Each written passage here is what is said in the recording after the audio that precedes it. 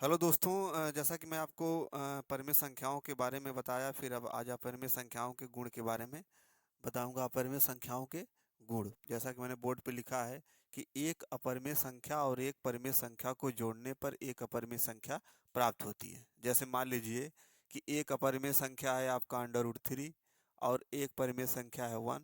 इन दोनों को जोड़ोगे तो अंडर रूट 3 का मान 1.732 जो भी हो प्लस 1 इसमें जुड़ जाएगा, तो 2.732 ... यानी कि ये जो अंडर रूट 3 है ये अपरिमेय है और इसका मान 1.732 ... क्योंकि ये अशांत है। ये अशांत है और रिपीट भी नहीं करता, इसलिए ये परिमेय में आता है। मैं आपको वास्तविक संख्याओं के दशमलव प्रसार में आपको क्लियर हो जाएगा।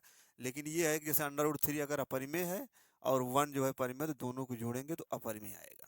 इसी प्रकार दूसरा है, किसी भी अपरिमेय संख्या को किसी भी अशून्य अपरिमेय संख्या से गुणा करने पर एक अपरिमेय संख्या प्राप्त है। तो वही ले लीजिए, मान लीजिए अंडर रूट 3 अपरिमेय संख्या है और अशून्य अपरिमेय संख्या 1 ले लीजिए, तो क्या आ जाएगा? अंडर रूट 3 मैंने परिमेय संख्या ही प्राप्त होगी। तो दूसरा वाला ऐसे हो गया। तीसरा, किन्हीं दो अपरिमेय संख्याओं का एलसीएम मौजूद हो भी सकता है और नहीं भी। मैंने अगर कोई भी दो दो अपरिमेय संख्याओं का आप एलसीएम ले रहे हैं तो एलसीएम हो भी सकता है, निकल भी सकता है, और एलसीएम नहीं भी निकल सकता है। ये है, दो अपरिमेय संख्याओं का योग या गुणा तर्कसंगत हो। तर्कसंगत मतलब परिमेय संख्या हो सकती है। तर्कसंगत मतलब परिमेय संख्या हो सकती है। जैसे एग्जाम्पल में under root 2 and under root 2। Under root 2 क्या अपरिमेय है? ये भी अपरिमेय है। इन दोनों का गुणा करेंगे तो ये आ जाएगा 2 आ जाएगा, क्योंकि अंडर रूट 2 खत्म करेंगे तो 2 आ जाएगा। जहाँ 2 क्या है? 2 एक परिमेय संख्या है, तर्कसंगत है, जिसको तर्कसंगत कहा है। अंडर रूट 2 क्या है? एक अपरिमेय संख्या है। तो तो दो अपरिमेय संख्याओं का गुणनफल एक परिमेय संख्या प्राप्त हो सकती है। कोई जरूरी नहीं है कि परिमेय संख्या ही प्राप्त हो, कोई ये जरूरी नहीं है। परिमेय संख्या भी प्राप्त हो सकती है, अपरिमेय भी प्राप्त हो सकता है।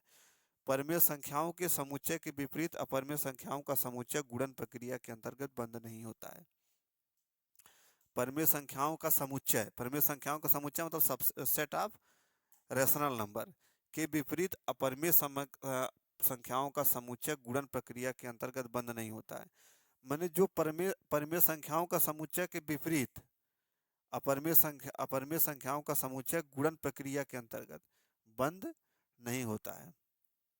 आगे लिखा हूं मैं, क्या सभी अपरिमेय संख्याएं वास्तविक संख्या होती है?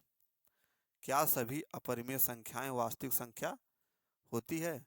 तो आइए यहाँ पे एक हम इसको डायग्राम से समझते हैं।